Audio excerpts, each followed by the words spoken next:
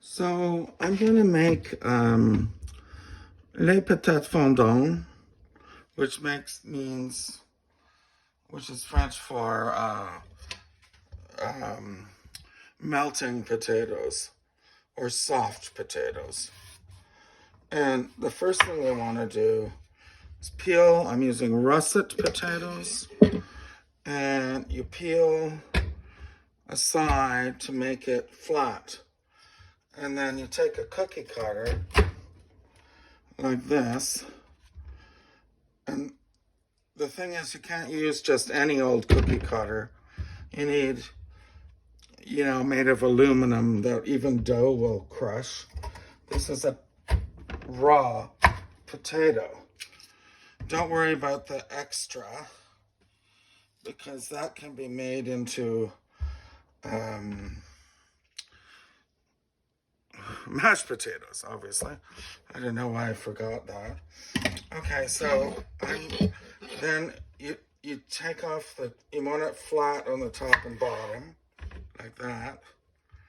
This is a rather extravagant technique, but it's really worth it because they are so delicious. Okay, so I have a strangely, oddly shaped potato. They are always all strangely shaped. You want to get a flat side so you don't hurt yourself. And then you go, I don't know. These are professional stainless steel cookie cutters. You can't use those cheap ones you get in every store at Christmas time, or they will just break. I mean, mine broke on dough, just simple dough. So I'm just making 4 here, as this is a demonstration. And like I said before, I'll make something out of that. These I want to flat on top because this is a kind of perfection thing. And you need some herbs. I've got some herbs. Anyway, these will go into a little thing of water so they don't turn brown before I do the next step. But in the meantime, I'm turning my oven up to 400. This is some turkey soup that my mom made.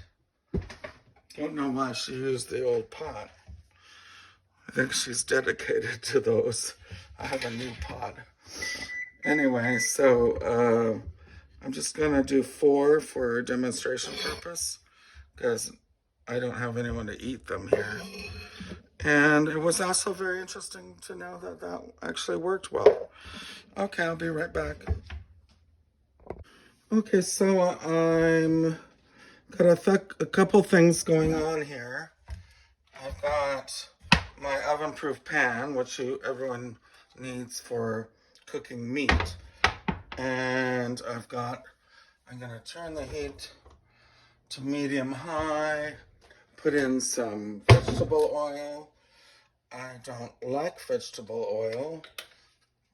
I prefer grapeseed or even canola, but it's part of the process.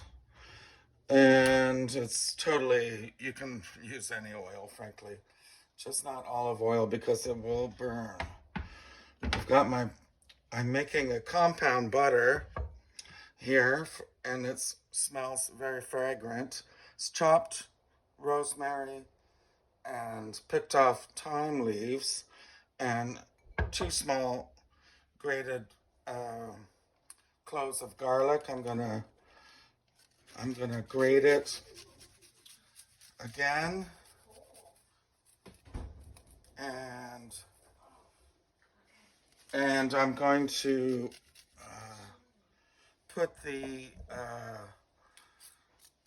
grated part in, and this will be used for 2 purposes. We're gonna make the compound butter by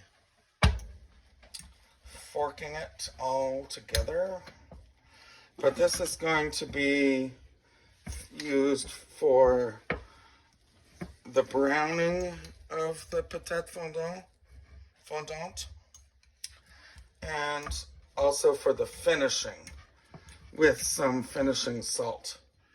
But I just want to show you how easy it is to make compound butter. So I'm just gonna use a fork and blend the herbs and the garlic, okay? Meanwhile, I want to dry off, that'll be fine. I gotta dry off these potatoes. They were only in the water to keep them from browning. And actually,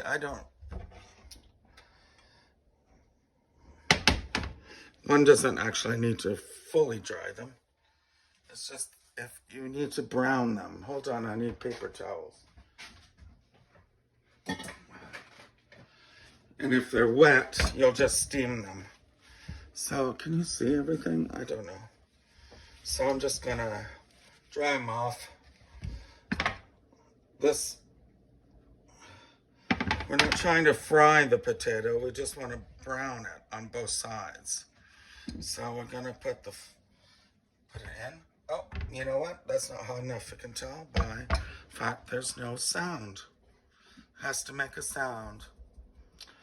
And you need and that's gonna take about 3 minutes on both sides. So let's keep patting.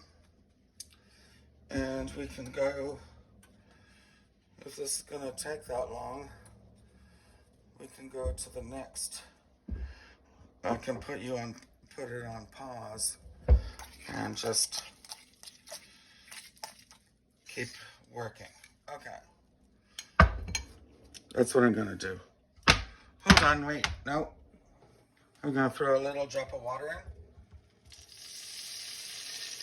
Hear the sizzle? I think it's okay.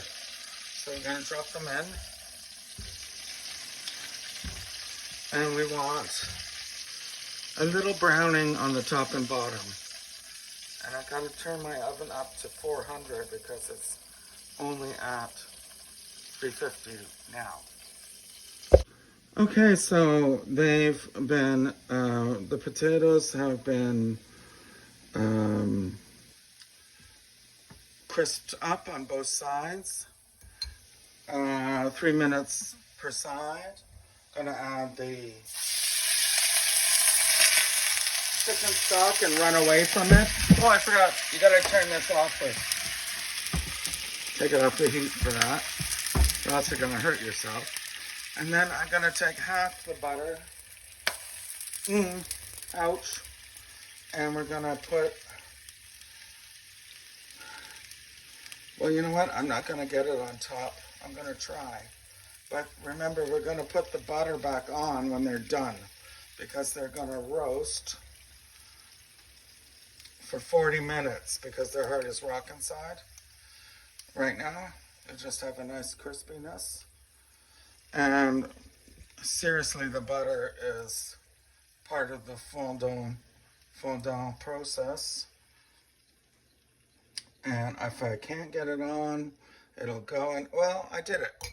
Okay. Now it's going into the oven for 40 minutes. Don't forget to use your gloves when you take it out. So it's been 40 minutes. I turned down the temperature because these were small after 10. And the patate fondant were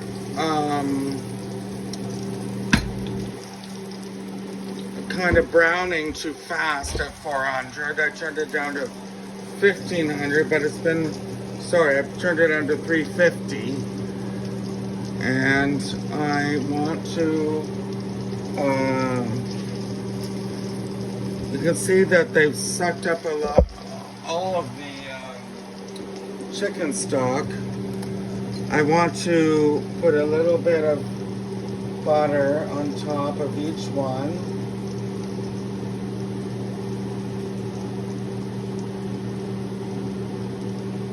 Just a little bit to soften the tops. and also flavor them. Okay, well that didn't work. But let's just remind ourselves that this is the kind of potato you might get in a Michelin star restaurant. So we put the butter on top.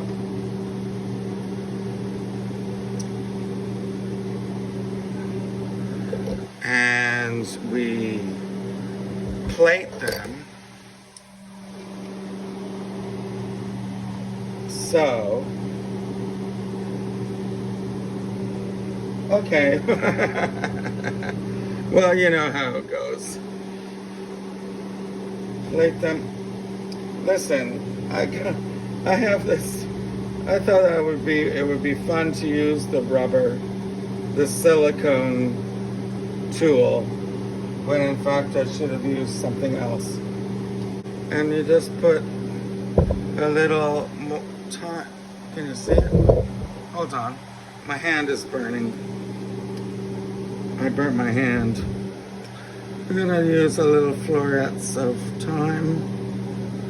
And this is patate fondant.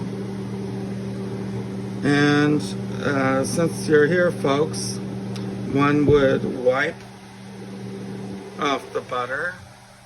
You would serve it with lavender lamb chops. And since you're here, I'm gonna cut one and eat it.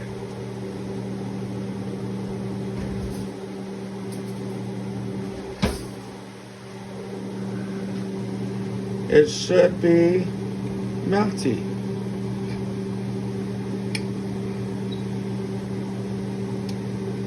You know what? It's too hot. You'll just have to be rest assured. Turning off the fan, you'll have to be rest assured that after 40 minutes at a high temperature, they melt in your mouth, because they do. P.S. They really do. It's so good. Oh my God. Bon appetit.